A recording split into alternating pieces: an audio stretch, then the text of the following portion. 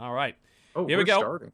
Wow. Yeah, we are. Fast. We're just getting right in because it's getting pretty late over there. I don't want to keep these guys awake any more than they have to be. So, and since we're doing best of 5, it's going to last a little bit longer. So, let us begin, shall we? Starting with God's Garden. Indeed. Ladies and gentlemen, your finalists here for the Axiom Legacy of the Void tournament. One of these men will walk away with a coupon for free food bought by his teammates, and that is the sweetest, most delicious food you can ever imagine. And, of course, a week away from having to do the dishes, which is a great prize. The other person will walk away in shame. Let's find out who it is. To the southeast position in the blue trunks playing Protoss, it is Axiom Crank, the team captain, versus the rookie. I'm not really sure if it's fair to call him that now, but we do anyway. To the southwest position in the red trunks playing Zerg, it is Axiom Impact. Nice. And so, winner takes all. Second place. It's just like IEM Katowice. Yes, that's exactly it. It is identical to IEM Katowice in every way. Right, the only way it could have been better is if we got Thorin on the talk show a week before to insult Korea. Yeah, okay. So Nexus first, Hatchery first. And 3 hatch before pool coming from Impact, I believe. That looks like what he's going for here. Seems to be, yep. Crank with the intimidation. I don't know about early pool. Like, what do you reckon to the viability of what would essentially be a 12 pool at this point? Earliest pool possible. I don't really know, because it's weird because there's still that travel time. Yeah. But your economy is so much stronger. On this map, though, I think it would be very, very risky, because the likelihood that your opponent takes the outside base as their expansion, because if they take the inside base and just wall off the top of their ramp, they can kind of defend it, whatever. Yeah. Once they get a cannon up. But rediscovering which cheeses are viable, when you can actually start making aggression, and how you can punish certain builds is going to be a huge part of Legacy of the Void. I have to wonder how it's going to affect map design. Like, the 12 worker thing seems to be hugely significant, and also map makers are perhaps going to have to think a little bit more about their 4th and 5th bases, because they're going to be taken more often, one would imagine, since the main and natural will mine out so much faster. It will be intriguing, certainly. Hopefully we don't get a set of Steps of War, Incineration Zone, Slag Pits kind of quality. I think that time has passed, I hope so. You're telling me you didn't like the Dream Pool? The Nightmare Pool? I think I shouldn't talk about my true feelings about that. Somebody might be angry at me. Call the sponsors. Okay, we got a Stargate coming down pretty much immediately from Crank in the base. Again, very sort of defensive layout, hiding as much as he possibly can, but not proxying, certainly. And it looks like this is going to get scouted, which is it's inevitable. The chances are you're not going to be able to ward that off, especially in these positions. Maybe if it was cross-map. Yeah, and you can see Impact doing a lot of scouting here, trying to figure out where his opponent's base is. Overlord is going to see it, sees the Stargate making an Oracle there, so he's got pretty much all the information he needs at this point, and he can get his Spore Crawlers down with plenty of time. The Oracle really shouldn't do any damage at all. No, maybe it gets a probe or two, but it's probably going to be about it. And the Forge coming down from Crank, obviously, more as a defensive measure than anything else. Do we see yet more Tempest play? Well, we've seen that Impact has the answer to Tempest play. I wonder if we see kind of a more temporary move. Maybe we don't seem... I mean, you've got to commit to Tempest one way or the other, don't you? The Fleet Beacon and the second Stargate is such a huge tech committal. And that's assuming that you don't even bother to upgrade.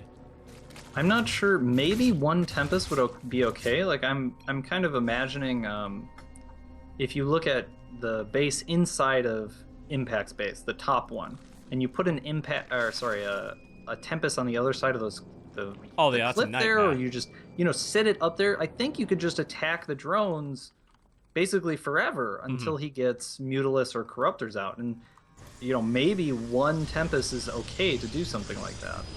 Second Stargate coming down. Void Ray initially from Crank. I like that. He realizes, all right, there's no point in committing to more Oracles. The Oracle's not going to get anything done. Let's keep it alive for Stasis Trap and Envision and things like that.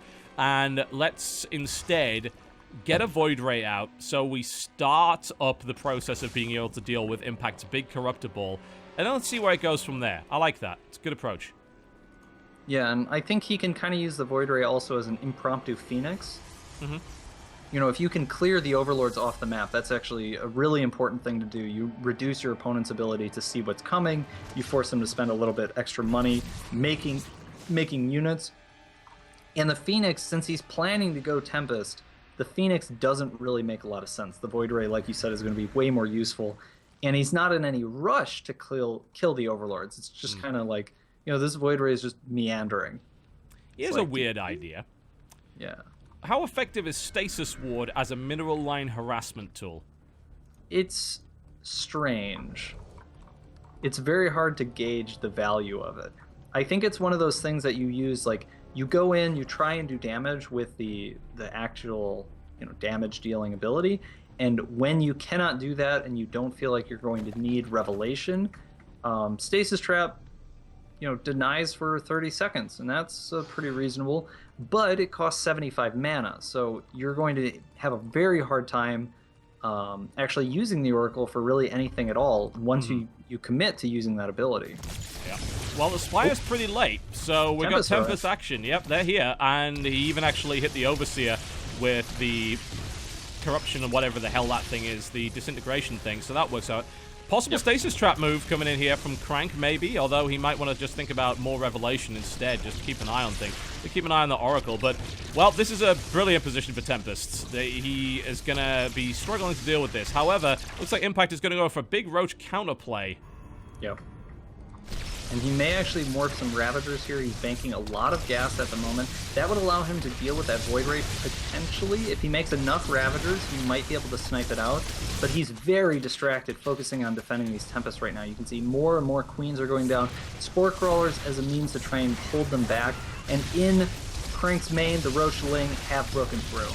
Yes, they have, and they will do some damage. The question is how much. The Tempest could come back to fight this, but it looks like Crank has no interest in doing that. But if he loses both of his Stargates, he can't really do anything. So with 13 Corruptors on the way, if Crank allows this to happen, this could be devastating. And Impact is able to shut down the power for both of the Stargates here. And things are eventually going to be thrown back, but now the Corruptor count's getting really big. The Void Rays, they never finished. Right. Yeah, and you can see Crank anticipated the Corruptor switch. He started those Void Rays, as you mentioned, but with the power down, it's going to delay everything quite a bit. The Tempests are all coming home. He knows that he's lost his opportunity to continue that aggression.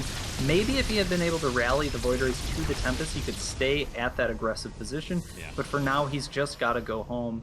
And he's taking advantage in the top right-hand corner of that pressure he put on. His opponent, he saw the Overlord, and he doesn't even care. He puts down the Nexus, cannons the top of the ramp, and just holds it anyway. Yep. Wow, what a set that is. Admittedly, that's still killable by that Corruptor Force. It would have to go out of its way to do it, but you could pop the Nexus with that thing, so that's a bit of a risk. But this Void Ray production has got to get back into swing, and Crank knows it. He saves Chrono Boost to do it. It's like, all right, I know Corruptors are coming. I have got to prepare for this, because I've seen what Impact can do with that. I like the fact that Crank went for early air upgrades and is working on +2 as well. That means it's going to have an upgrade advantage over the Corruptors, which is hugely important with those Void Rays. Hello, here we go. And the fight is on. Corruption is not going to do the trick just yet. A little bit of a tit-for-tat engagement there. Lost a Tempest there. The Void Ray overcharge ability is still going, but it's just worn off. Yeah, so he's really not taking the best fight he could, using Disintegration as much as he can, but now it's all on cooldown, and he really needs to just back up here. He doesn't have enough Void Rays to take the fight, and without the Tempest being able to use Disintegration, he's not really doing much here. No. So he killed a fair number of Corruptors, but the value in that fight was really diminished after the first couple of seconds. And what a crucial move it was, shutting that power down. Think about that. If there were 3 more Void Rays in that fight at the very start, that would have been a very different fight, I think. That would have been a very interesting thing to see. Crank did keep his Tempest around for too long. I think he was hoping that maybe he could end up getting another Disintegration off cooldown so he could throw down another one and guarantee another Corruptor kill. But it did put them at risk. Not the worst thing to happen as of yet. Impact has taken significant economic damage because an Oracle managed to get into the 4th and just ravaged the mineral line completely, just destroyed it.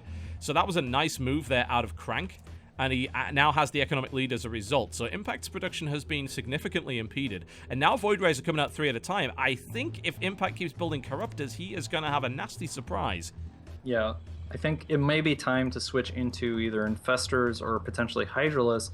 But with his economy so weak right now, it's very hard for him to make that happen. But like you said, Corruptors are going to hit into that top right base, circumvent the photon cannons at the front, and just start vomiting all over that Nexus. Yeah, that's going to do the trick. In the meantime, though, Crank says, all right, look at my army. I'm going to come down on your 3rd. I'm going to pop that. And Nexus does die, but it looks like this one's going to die too. There's a lot of firepower here, and it's going to take a lot. The thing is, Corruptors are not that fast. It's going to take a while for Corruptors to come back in. And in the meantime, a lot of stuff is going to get killed here. We're going to see drones go down, queens go down, macro hatch die, Spire is going to die before it researches +2. That's a huge move here. Yep. And he does have only 4 more Corruptors on the way, not nearly enough to really defend this. And actually, Impact is continuing the trade here. So Kill Nexus. Corruptors are going for the Nexus in Crank's natural. And now Crank, it looks like he's going to keep moving in. Corruptor's now going for Crank's main. Shutting down the power or just killing the Stargates is the way to go here, I think. But I don't think it's going to be enough. The air ball from Crank is already too big. It's 24 Corruptors versus 11 Void Rays and 5 Tempests. I mean, it seems close in theory, but bear in mind there's a +2 Void Rays, there's +1 Corruptors. Yep. And the supply difference right now is just gigantic for both. Yeah. You know, Crank has so much more supply. He's going to kill basically every Nexus. He may be able to force Crank into some very strange base trade, but at the same time, Impact really has no mining of his own. You know, he's only got 2 hatcheries left, and they're going to die pretty quickly. And Crank has a Nexus, and it's up to the side there, and those Corruptors are going to take a while to get there. So, yeah, I mean, Crank has all the cards at this point. A 75 armor supply versus 47, and a composition which is ideal to deal with Corruptors. 21 versus 11, Void Rays win that fight. Like, there's no doubt. Unless for some reason Crank accidentally pops his prismatic alignment and lets it die, and I don't think that's going to happen. So the fight's coming in, and this is going to be devastating for Impact. He is going to lose his entire army, and that's going to be game as Crank picks up the first map of the best of 5 here. This is a good build. This is a good build. Yeah, the Tempest seems so strong in their new form. You know, the old Tempest was extremely good at what it did, but in a lot of ways it felt like a band-aid to fix Broodlords. Yeah. It was like, here's a unit, it kills Broodlords. Well, what else does it do? Like, what do you mean, what else does it do? It kills Broodlords.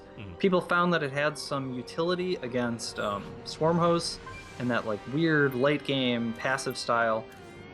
But the new Tempest seems like it's got a lot more utility in the mid-game. You know, it's like a composition that you can build around, which is really cool to see. Yeah.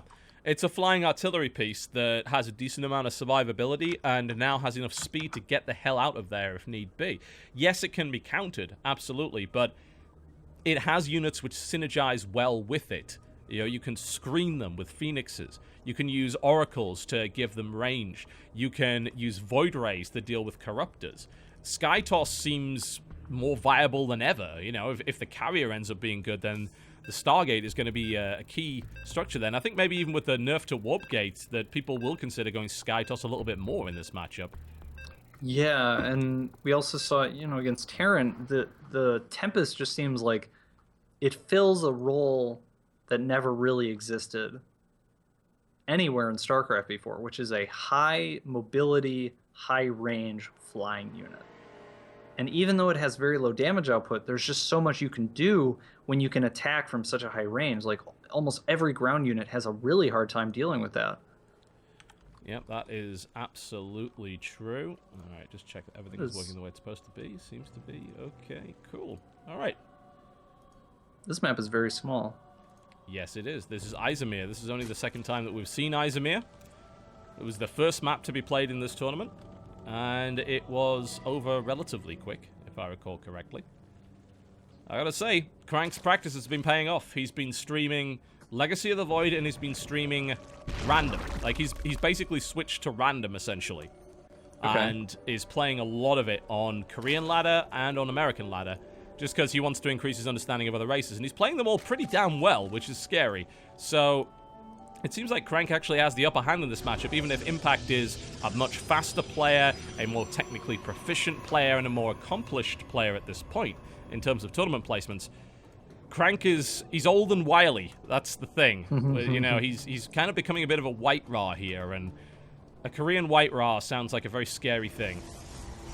Yeah, I hope that he shows us some more unique builds, because so far we've mostly seen him go for that Tempest style. I would be okay with seeing the Tempest style again, but I'd like to see a little more back and forth. Every time Crank has gone Tempest, the game has kind of just ended. Yeah, it seems like you've got to know it's coming. You've got to either shut it down early so the Tempest Ball never gets big enough, so you've got to respond immediately with Corruptors before the Void Ray count starts to climb, or you've got to think about some other kind of composition to deal with it. You mentioned Infestors and Hydras as a possibility. The other thing you can do with Tempest, of course, is not be where the Tempests are. You can focus on a lot of Harass. That's a possibility as well. You know, the DPS of a Tempest is not that high. It sounds crazy, but it's not that big. So you can kind of outmaneuver them, but it's hard to deal with, certainly. I don't think there's a doubt about that. And Impact is going to go with a very early Roach Warren here. It looks like he wants to try and apply pressure early to prevent that from happening. This is kind of the build that I've been hoping to see this whole time, is like this, what's almost going to be a one-base Ravager. So he'll probably make probably 5 or 6 Roaches and make some drones behind it, and then when the Roaches get to his opponent's base, he'll have banked enough minerals and gas to morph them into Ravagers. That seems and then sensible. He can make the pressure work from there, and it's incredibly strong, and it's very interesting to see, because it creates a situation that doesn't exist at all in StarCraft 2 Heart of the Swarm. You never see a mobile sieging unit against Protoss, like destroying the wall. Like, I don't even know what this is anymore, and so that's why I'm very excited for it. So how many Roaches? He's gonna make 3 so far. Let's see if it can get any more out. I'll probably make, there's 4, 5, maybe 6 or 7, because he needs to have enough gas to make them into Ravagers. Yes, so he's Ravagers banking a decent amount of that. Yeah, Ravagers are quite expensive, so he can't make too many. And it looks like he's going to stop at just 5 Roaches and planning to make them all into Ravagers. Of course, the Ravager upgrade costs 75 gas.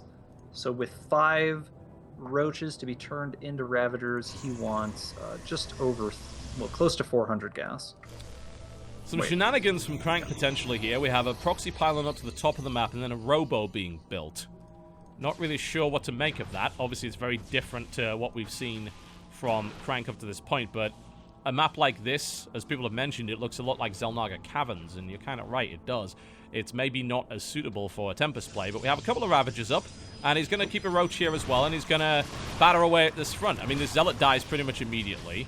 Where is the Mothership Core? Okay, it's there. He's getting really aggro again with this, but it looks like he's going to run right into the main base, so he gets out of the way of the Photon Overcharge. Yeah, in this instance, it makes a lot more sense. In the main base, avoiding that Photon Overcharge, he just needs to send these Bilefires down and not take too much damage from the probes. Stalker warps in, 1 Ravager goes down, and now the Roach falls as well, but he's getting a lot of value. That he is. He's managed to knock his way through. In the meantime, Zealot Harass is moving in, but it's moving against multiple Queens. There's not a huge number there.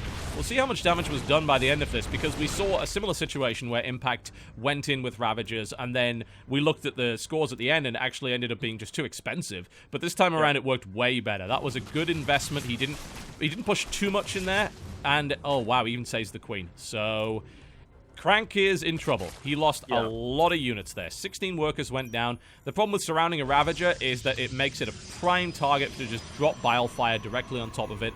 Okay, cool. It's going to damage the Ravager, but it's going to kill the probes, and that's the really important thing there. That was a great run by. It worked really, really well, and this Warp Gate with the Zealot in front is just not going to cut it. Yes, against a Ling run by, but not against Ravagers. Yeah, against Ravagers, I think you need... Well, I don't really know what you need. Possibly Immortals, maybe a heavy number of Stalkers, but you can't really use Zealots because they're fast and they can kite.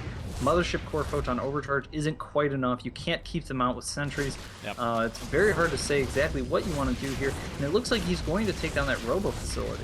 Yep, the Warp Prism doesn't get out. I mean, just cancels it just for the hell of it. He doesn't think that he needs it. Couple of shots down, misses the probe line, but I don't think it's really going to matter too much. He should be able to stop the probes from escaping. Actually, a force field stops the probes from escaping, but it does keep the Ravagers out of the main for about 5 seconds until it breaks. So this is looking ugly for Crank. This aggression has proved to be very effective, and it looks like we're going to see an equalizer right here with some great plays out of Impact. Yeah. The force field actually holds the Ravagers off a bit better than you would expect them to. You think like, oh, the Ravager, you know, it can just destroy force fields, so sentries are worthless against them. But you can't constantly cast Bilefire, and it's hard to anticipate exactly when your opponent's going to put the force field down. So you wait, the force field drops, then you put down the Bilefire, and then it breaks. And that was actually a couple extra shots that the Nexus in the Natural was able to hit against the Ravager. That is very true. It's not as... I guess it is still a hard counter per se, but it's not an automatic win, I suppose, is the best way to put it. Right now, though, we are seeing 31 supply versus 91, which is about as close to an automatic win as you could ask for. Another wave of units is coming in, Lings and Ravagers, to break the front. The only thing I'm worried about here is if Impact keeps bleeding off units against efficient moves, things like, say, the Photon Overcharge, then this could be a problem, but the force fields are not doing the job. The sentries are now effectively useless, and I think this has got to be game coming out here. Another Bilefire comes down, doing yet more damage. It's going to come down right on top of the probes. It actually barely misses. Crank's probe micro is pretty sick, but I don't think that's going to be enough, I'm afraid. That's so much economic loss that Crank is taking here. He's down to 29 supply against 81. There's the GG. Yeah. And the only reason that Impact didn't overwhelm him even more was he was banking almost 2,000 minerals, close to 1,000 gas at the end of that game. Yeah. There was... That first run by just did too much damage. Yeah, devastating. Absolutely devastating moves. It's a good build. If you want to stop Tempest, well, kill them before they can build them, I suppose is a good way to go. Yeah. But as you said, like, countering that is tricky. Either you rush Immortal or you think about getting Stalkers. I wonder... I don't know what the... Would you even go like an early like 3 Stalkers maybe and just kind of poke at the Ravagers? Even then it's hard, because against Roaches you can do that, but Ravagers have the same range as a Stalker. It's not as easy as it seems to stop that. You could slow it down, but it's difficult. I'm not sure exactly how much, because the Ravager... So the Ravager is pretty expensive. Yes. And if you compare it to a Roach, like... The Stalker kind of beats a Roach, but I'm not sure how a Stalker does against a Ravager. Like, if you assume that the Ravager doesn't hit any of its projectiles, how do Stalkers do against them? And I'm not sure. Not what the answer to that is. No, I couldn't tell you. And maybe we'll find out in the next game if we see Impact try it again. But this is a huge map, so it's unlikely that it'll attempt the same move. It'll take a long time for Roaches to get across it. So I don't like it so much here. Yeah, Whirlwind definitely favors itself more to heavier 2 and 3 base play, especially because the Ravager works a lot similarly to the Cyclone in that it needs vision to make its attacks work. And because there's a ramp at the top of the Natural here, there's the potential to just like Photon Cannon, Force Field the top of that ramp into the Natural, and if you can deny Overlords from being nearby, you can actually make it very hard. Every time the Ravagers get vision, they're taking a lot of damage, and so they're not really able to siege out the way you would want them to. That seems like such a specific thing that you would have to do in order to deal with the Ravager. It's not a simple task, certainly. In fact, there's quite a few units that we've seen that it's just not a simple task to deal with. The Disruptor is not a simple unit to deal with. The Herc is not a particularly simple unit to deal with, and the Tempest is becoming an absolute pain in the arse to deal with. So, yeah. I mean, if that increases the depth of the strategy, then I'm all for it, frankly. It's definitely going to require some different responses here. The biggest thing is just understanding the interactions of these units, like what is actually cost efficient against Ravagers, and it might be Immortals, it might be Stalkers, and then it becomes, well, how do I identify my opponent who's going Ravagers? And once those two things are in place, then you can see play that, you know, is a little more consistent, makes a bit more sense. But right now, with the game being so new, so fresh, nobody really knows What counters the Ravager? Like, I don't know. How do I know if my opponent's going Ravagers? Like, I also don't know that. Yeah, I mean, you see a Roach War, and yes, that could be for Roaches or could be for Ravagers, which are completely different units, so Right. it's a bit difficult. It's not even like he has to research anything to get a Ravager, which almost makes me think that they might add something to make that not be the case, but we will see. There's not a lot of point in really calling balance on a fan alpha. It will have changed significantly by the time the beta comes out for this, but we're getting some pretty fun games out of it one way or the other, so I'm not complaining. Yeah, it's really nice. StarCraft is the best RTS. Yeah, and it helps the that only it's one games of the only that are RTS that's relevant right? at the moment. And so it's really great to see a game that is basically StarCraft 2, but a little bigger, a little more complicated, a little more variety. Mm-hmm. It helps breathe that new life into a game that it could use it. It could. Yeah, there's been a lot of dead game nonsense going on towards the end of the year, as there always is, frankly. It's like, oh, WCS has stopped, okay, let's just complain. But the numbers don't necessarily reflect that. We just saw some recent streaming numbers come out, and they're pretty much the same. Like, we're in a period of stagnation rather than dying at the moment, which I think is what people need to understand. And you get good numbers on a tournament like this, which has no prize pool. It's pretty heartening. You start to get good numbers once WCS Premier actually kicks off, and we've got a combined Premier League now, which will hopefully be even more exciting than watching like the round of 32 of WCS America, where, you know, I don't want to name names, but people just kind of die in silly games, and people are like, well, get back to me when the round of 16 happens, when we can see people in the studio. Well, we're going to see a lot of people in the studio pretty much from the very get-go, so that's going to be great. Yep. And Stargate coming out for Crank really favors that. And of course, Impact with that Zergling in his base, that Overlord floating around, he knows exactly what he's dealing with. And he'll be, once again, very well prepared. Oh man, a Phoenix coming out from Crank? That's not going to help. He needs a Void Ray, really, to handle this. I think Impact found a build that he likes. Yeah, and Crank has misread it completely. I guess he thought the same thing that we did. It's like, he's not going to try that Ravager thing again on a map this large. Well, he's actually got a fairly not awful rush distance here, so he might. And he is going to knock on the door, and I mean, there's no photon cannon down. The Forge isn't even done. The Mothership Core doesn't have photon overcharge energy yet. And he's following it with 26 Lings. I mean, this might not even be a Ravager hit. It might just be Roaches and Lings. Yeah, I think it is just Roach Ling, because 75 gas per Ravager, at most he's going to make 2 Ravagers. That's not really going to be all that good. I don't think that's really enough to break the wall down. No, I think he's oh, hello. They're just for force fields, I think. Yeah, I think so. The egg gets picked up.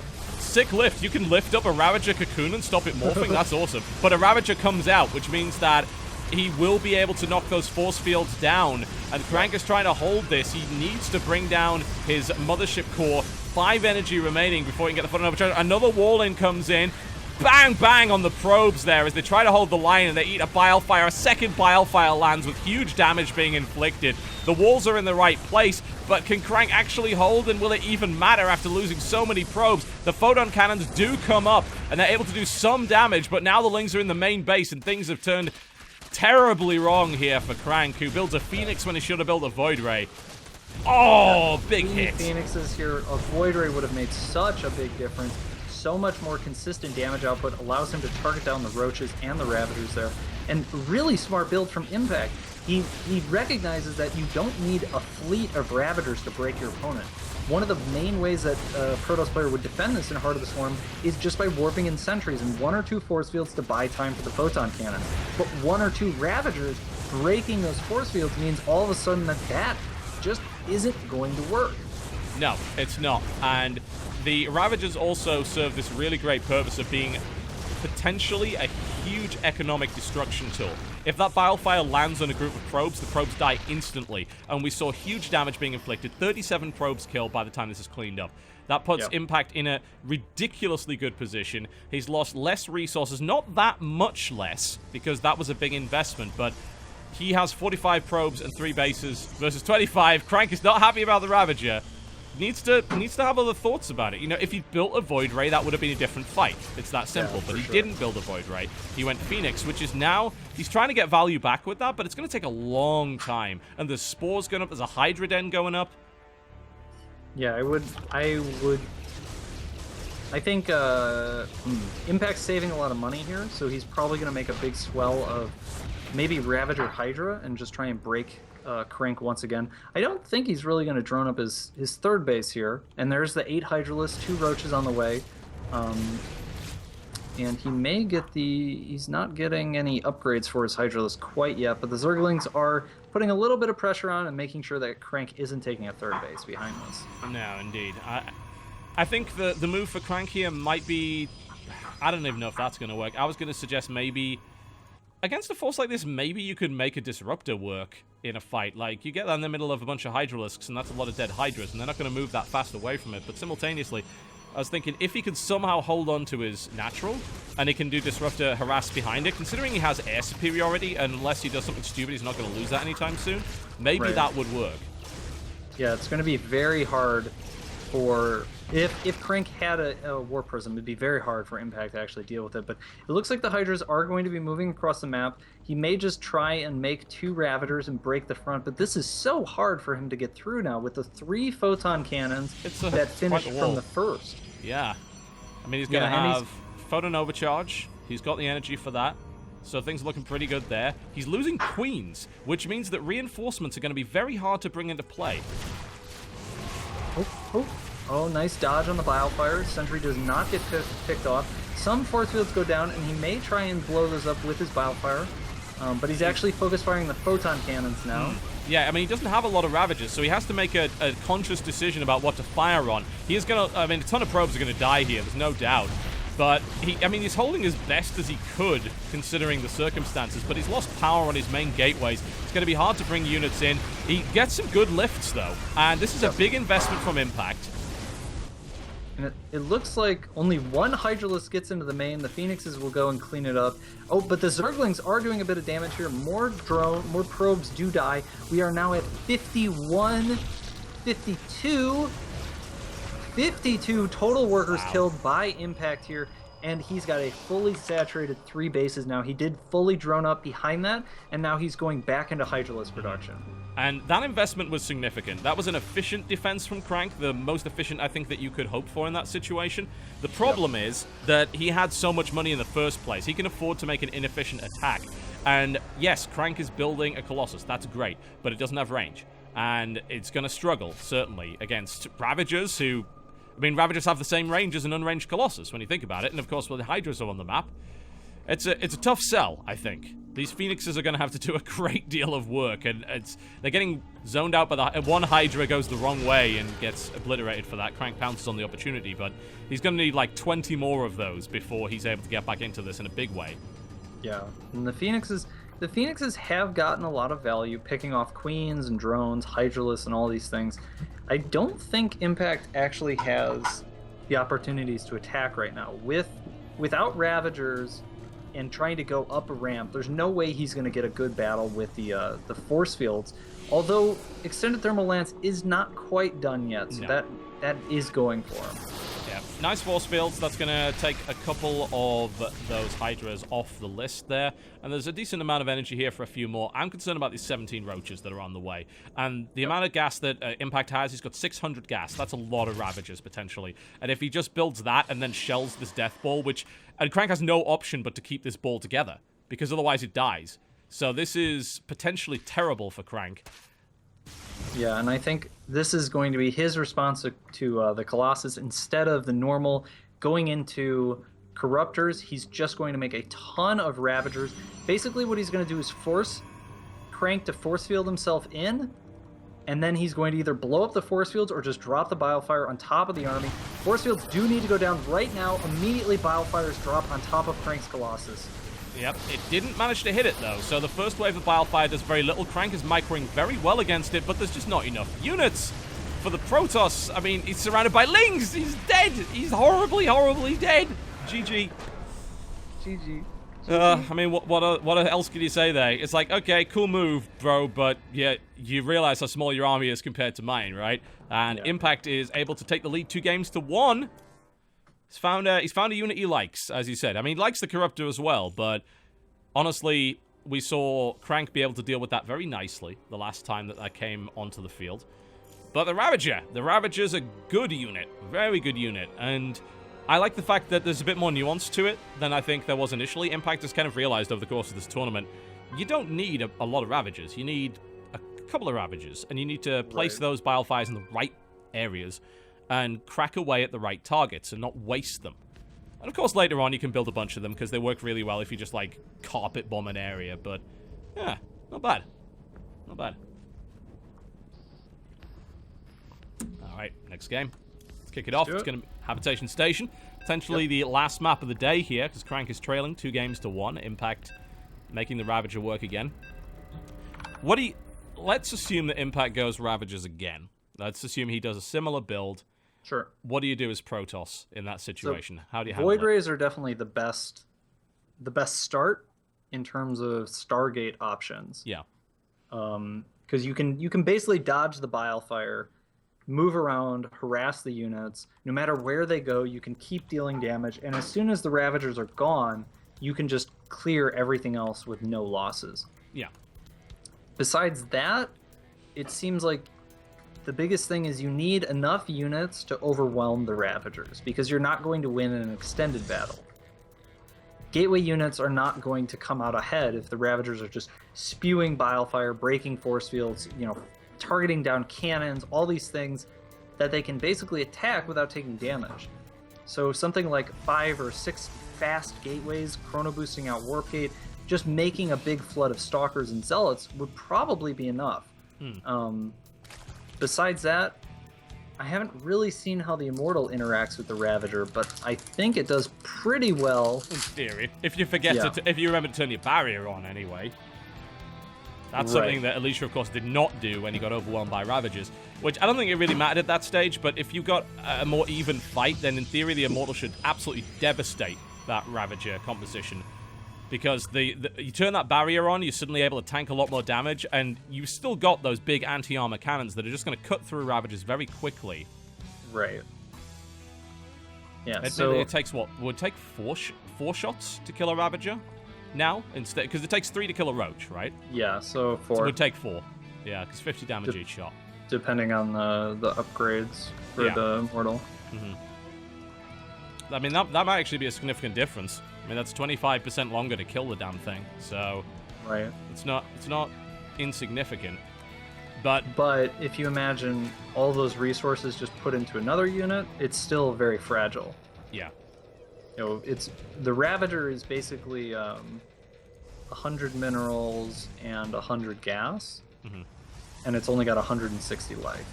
You could imagine gas is a little bit more valuable than minerals, so you imagine like 2 roaches is kind of similar to the cost of a Ravager, but 2 roaches has like 290 health, 1 Ravager has 160. Yes. Yeah, that is very true. Well, I mean, it's a good unit. I don't think anyone in the chat is questioning that it's a good unit. It evidently is. It's just how to handle it. And I think it's a fundamental shift in what Protoss has to do, because up to this point in PvZ, have you ever really had to build units early game in order to defend? Well, with Photon Overcharge, the answer is, in most circumstances, no.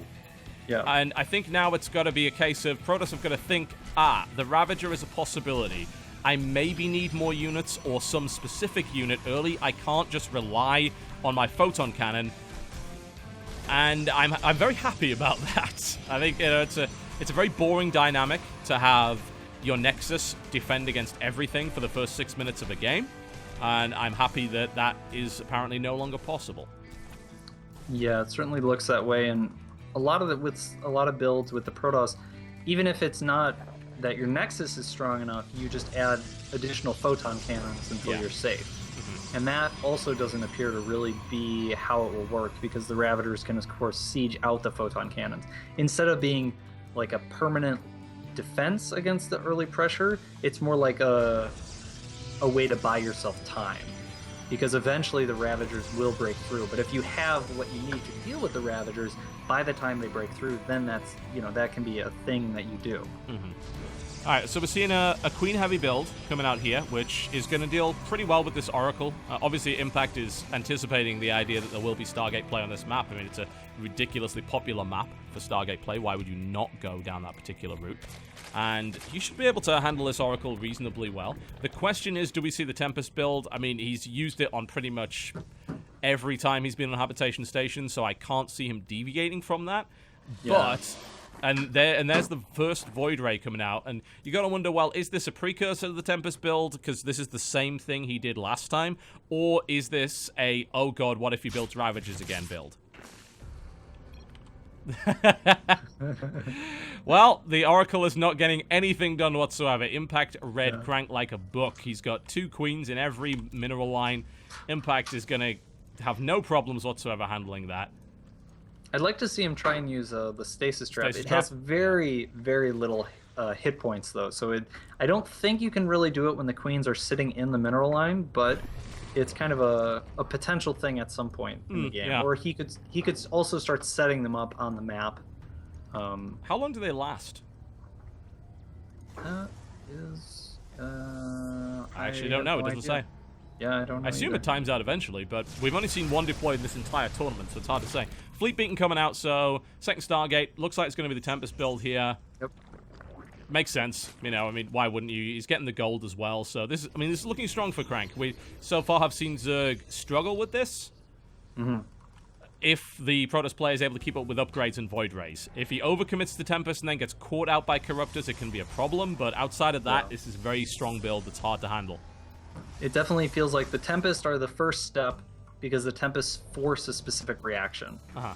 And after the Tempest... This is triple Stargate. This is different. Triple Stargate. Okay. Well, he's got 3 bases. Why not? Triple Tempest. Go for it. Yeah, okay.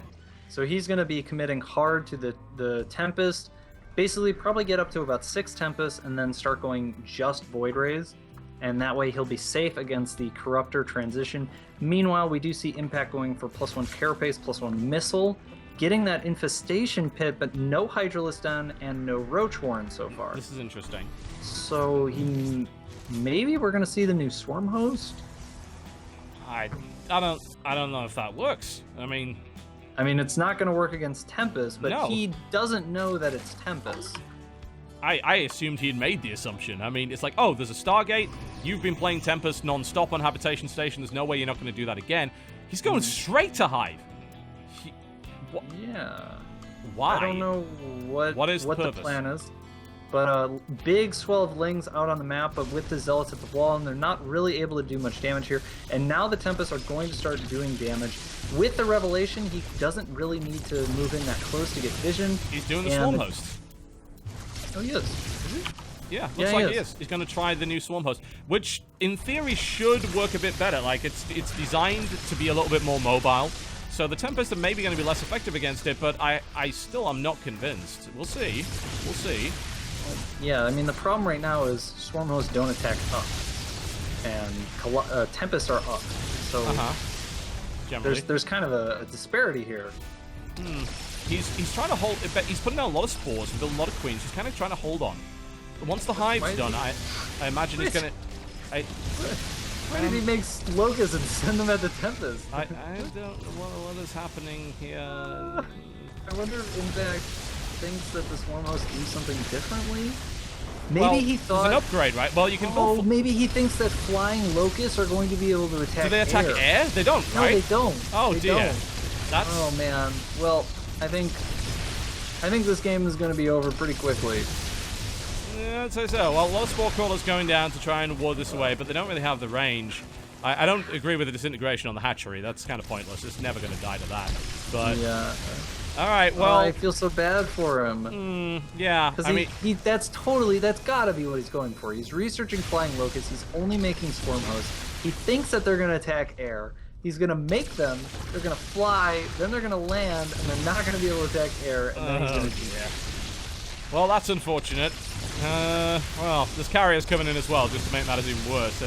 I could see it working on this map, though. Like, you get that flying locust upgrade and you situate over the other side in your gold base, then you can just fly units over to the other guy's base and be an annoying bastard with them. Yeah, there's tons of cool things you can do. The problem is that Impact thinks that the Swarm Hosts are going to defeat the Tempest, and they're not going to. No. And he's got no Spire, he's got no Hydra Den, he's got no Infestors, so... Well, okay. Well, Impact is about to be very disappointed in the next 10 seconds. Alright, ready? How long I think he'll GG. You think he'll GG right after. Yeah? Immediately? Yeah. Okay. Like, I'll give it in 10 seconds. Alright, okay. Here we go. Once he realizes the upgrade is done and he tries to use it. Alright, here we go. Ready? Here's the spawn. Here we go. Alright, cool. Dun da da. Da da da da da da da da da da da da da da da. It does nothing. Didn't know. It's like, give me a hug. No, this is an ineffective strategy. All right. Yep, you were absolutely right. He believed it. Okay, well, he can attack the third with them. That is something he can do. And they should be pretty damn effective. He's trying to prevent a fourth base going down. He spots the carriers. And he's also trying to expand everywhere, which I think is a good play. I mean, he's got a lot of money right now, surprisingly. He's expanded everywhere. He has 82 drones. And now he's going to use these to harass the third base, cool. I assume? Yeah. Okay. I think they'll be able to get there, right? I think so, yeah. Is Enduring Locust still an upgrade? Because he never researched it. I'm not sure. Well, they're going to get there. They're going to do some damage. They have more life. Oh, no, they have... Oh, my God. What the fuck? Holy shit! What was that? Those are pretty good. They only had like 4 seconds of lifespan. They killed the Nexus. Oh my god! Alright, well, I mean, it's something of an answer, I suppose. I don't know what he's going to do with them now, but that worked pretty well. Okay. Alright. I guess he's going to just send another batch. Yeah, why not? Right. Still trying to... Where the hell is his infestation pit? Did he lose it? It's in the back top right-hand corner. Oh, there, okay. Yeah. I'm just trying to figure out if Enduring Locust is still an upgrade. I guess maybe it's not. They must have taken it out. Alright, 15 Corruptors are now being added on. Impact is somehow back into the game and has a supply lead. Yeah, but carriers. I don't think what he's making can kill carriers. He's got queens. Lots of queens. Yeah, carriers are pretty scary. What if he added in infestors and more queens? Maybe? Oh, he's just gonna spawn the Locust. Okay, why not? Well, they're not gonna last very long. That's kind of pathetic to watch. But this is terrifying on. And as you said, how the hell does he kill it? 16 queens and nothing else. Good Corruptors? Yeah, the Corruptors are coming in. Oh yeah. Oh, where are they? Are they actually fighting? Okay. Yeah, so they're on the right side. But there's Void Rays. So there's not many Void Rays, but there are Void Rays. The Queens are kind of dying. The Transfusers can't go down fast enough because the DPS of the Interceptors is too high. The Corruptors are starting to break through, but I don't think it's enough. Actually, no. No. Oh man, that game. Oh man, I felt so bad. Whoops. That is okay. So we have taught a lesson to everyone here. No pro gamer is ever going to make that mistake again. But they might kill Nexuses with that, because that's amazing. Wow.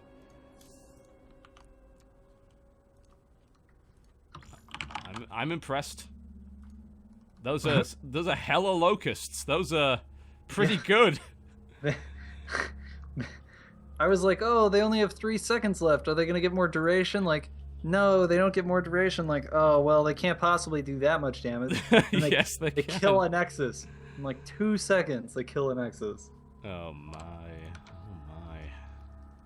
That is. It's a thing. That's a thing that happened. It's just, they've made Swarm hosts even more disgusting. but they're kind of fun now, though. Yeah, they're different because it's not like a persistent wave. It's more bursty. Yeah, you can't just sit there having them pump out units and rally them to a position. It's not the same. I don't hate it, honestly. I don't hate it. Although I'm not really sure how you stop it. Because I mean, with that, you can't have enough air defense to shoot down that many locusts, surely. No. So you've got to find the swarm hosts and kill them before they do that, I suppose. Well, or find them and attack them before they do it again, because there's a big window of vulnerability. Yeah. Right? Like, The locusts come out, they last for 30 seconds, but the ability to spawn locusts has a cooldown of like 60 seconds or 75 Yes. seconds. So it's very much like this unit attacks once every so often, but it does a ton of damage like in that small window where it's available. But then of course it does nothing. It's a little bit similar to a Widow Mine in that regard. You know, the Widow Mine attacks once, but not very often. And that one attack is really strong, but as soon as it can't do that, it's extremely vulnerable. And Swarmhost work kind of the same way in Legacy of the Void. Someone just described it as Rat SC2 as a reference to Dota 2 ratting. Yeah, kind of is. Like, it's a big bursty thing which can kind of go anywhere on the map and blow buildings up. Yeah, I can get that. It is the nature's prophet of StarCraft 2. And that is a scary idea, that these things could strike within a reasonable distance. The map awareness you will require in order to fend swarm hosts off when they've got the flying upgrade seems like it's going to be significant. Yeah, one thing that I really like about all these units, regardless of how strong or weak they are, is that when that unit enters play, it changes everything.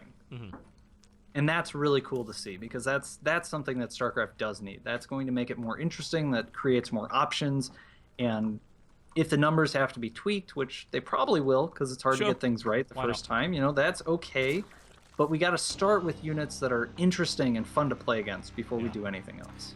Speaking of interesting and fun to play against, we haven't seen a Nidus Worm yet, because those things are invincible while they're being summoned, which seems like it would make them hugely more viable than they previously were, but no one's built them yet. Yeah, they're still... So it's kind of weird, because even though they're invincible while summoned, the moment they finish, they're not invincible. Yes. And it still takes it still takes time to get units out of them. I think that makes the Baneling Nidus a lot more effective, because if you get a bunch of probes or just melee units around, it's like, all right, we're gonna kill it as soon as it finishes, and then Banelings just start coming out. It's devastating. Yes. Impact is going... we're finding out if 12 pool works. Impact's going 12 pool speed on one base. It's 12 pool Baneling. All right. Impact wants to end this one way or the other. This is against, what, a Nexus first and double gas opening from the Protoss. And not a big map either. Does this work? I have no idea. Nope, I love how every game, every time Impact loses a macro game, he follows it up by cheesing Crank. Cheesing, yeah. I don't blame him. It works. Why fix what isn't broken? Oh, man. I don't think Crank can defend that. He's got nothing. He's going to have a Zealot. Yeah, he has no Forge. He's got a lot of probes. He's not going to have a lot of probes in a minute. Yeah. How good is this probe micro? And how good is this Zealot? Let's see. Speed is about to finish, and Banelings are morphing now. Frank sees it not too. going to be happy to see that. No. Oh my god, he's morphing them all into Banelings because he knows that Crank can't stop it. Yeah. This is going to hurt. Well, the Mothership Core is on its way, but it's not going to have photon overcharge. This is going to be very hard to stop. He's going to just have to split all of his probes. Basically just split them. He is going to take losses here, but he just needs to take as few losses as possible. Yep. Oh, well, there's some detonations. Oh, that was a bad one. Oh, dear. All right, he's going to focus that down. He needs to not hit him. Oh! The flag comes in. If he hadn't got hit by that, then this wouldn't be so terrible, but it's not... No! It's a devastating attack. The last Baneling detonates and takes another with it. Oh, God. And more Lings are flooding in, and this is going to be the end of this tournament, and Impact is going to take it 3 games to 2. And I think that the meal he will ask for is a cheese pizza after that. Well, turns out 12 pool Bane is pretty good against Nexus first. I think that we have discovered that Banelings are still pretty cool. That's like the only time they've been built this entire tournament, I recall. And, well, they worked pretty well, got to admit. Devastating. There you go. Nothing at all. He would have had to split so well, and he just kind of derped his probes around. Oh, dear. He's like in disbelief. He's like, really, you did Impact, this to me? Really? I bet Crank just got up and went over to Impact's computer. Yeah. It's likely. It's very likely. Well, Impact, congratulations. You get a meal of your choosing, and you are exempt from chores for a week, which is a good position because he is the youngest in the house, so he tends to get the most of them. He gets away with it. Impact has proven that Zerg's pretty good, and, well, for some reason we saw a pretty bad show from the Terrans, even though there were 4 of them. The Terrans got knocked out about as fast as they possibly could have. Yeah, the Terrans did not do well in this tournament. No. Whether it was trying to, like, believing that the Cyclone would solve... I think everything. Yeah, I think that was the biggest problem, is every Terran seemed to have this idea that the Cyclone would literally win the game on its own and kill everything. And that... Evidently it does not. Yeah, that is just not true. It doesn't do that. My. Well, that was a lot of fun. Kirksey, thank you very much for co-casting. Very much appreciated. I could not have made it through the day without you. Thank you as well for inviting me on. It was a lot of fun. I'm really glad to get some insight into what might or might not be coming. Of course, the Legacy of the Void build Blizzard is using is going to be different. Yes. Yeah. But it's nice to get an insight, see what top Korean professionals are doing with a little bit of practice. Blizzard might look at this tournament, I think. I mean, why wouldn't you? It seems like a good idea to have a look at it and see if there's any balance divinations they can find from this event. We saw some interesting stuff that perhaps we didn't expect to come from these players. Yeah. It did change my mind on the Herc and the Cyclone. Like, they both appeared really ludicrously good, and I still think they're good, but they're not the be-all and end-all unit that they appeared. Because when we saw them play in the show matches at BlizzCon, it's just like, how the hell do you even kill this thing? Yeah, everybody there it looked like they were all stumped, like the unit just solved every problem. And when we saw it here, it really didn't look that way at all. Yeah. Crank says, "Hi guys, you won't be able to see Impact anymore from now on because I just killed him." Yep. Oh man. Oh, I feel slightly sorry for Crank, but Impact has the competitive spirit. He is willing to cheese when it counts, and he executes that damn thing pretty well. There you go. We end a Heart of the Swarm tournament with the fastest pool bane possible. It wouldn't be Starcraft without that, would it? Yeah. Thank you very much for watching, folks. We had over 30,000 concurrent viewers today, which is far more than I expected for a little prizeless tournament. So, big thanks to you for coming out and supporting this event. And, of course, big thanks to the Axiom players for staying up super late. It's 3 a.m. over there now, so they stayed up for absolutely nothing just to entertain you guys. So, I hope that you had a lot of fun with it. I certainly did. It's made me think that Legacy of the Void is going to be pretty cool if it's anything like that. There's a lot of interesting stuff to be seen, and obviously plenty more work to be put into it to see whether or not it ends up being balanced. But we saw some really fun games, and hopefully we will see a great deal more of that when the beta comes out, which will hopefully be sooner rather than later. I would like to play that. Yeah, me too. Definitely looking forward to the Legacy of the Void. Absolutely. All right, folks. Thank you very much for watching. It's been a fun event. I hope you enjoyed it. If you missed any of the tournament, we'll be starting to produce the spoiler-free VODs over on youtube.com/TotalBiscuit. So each series will have a spacer to make sure you don't know how long the series is going to be. You won't know who's going to win it past the round of 8 because we'll just name it as semi-final match 1, semi-final match 2, etc., etc. So if you did miss any of the tournament, I'd recommend watching it. There were some really fun, silly games. And thanks to Blizzard for letting this happen. They basically let people make a mod of their new expansion for free. That's pretty cool. Yeah. Not that many companies would let you do that. So I'm pretty damn happy. I think I also just called this tournament Heart of the Swarm, which was pretty damn stupid. But, Legacy of the Void, you get the idea. Thank you very much for watching, folks. And we are gone. We'll see you next time. Good night.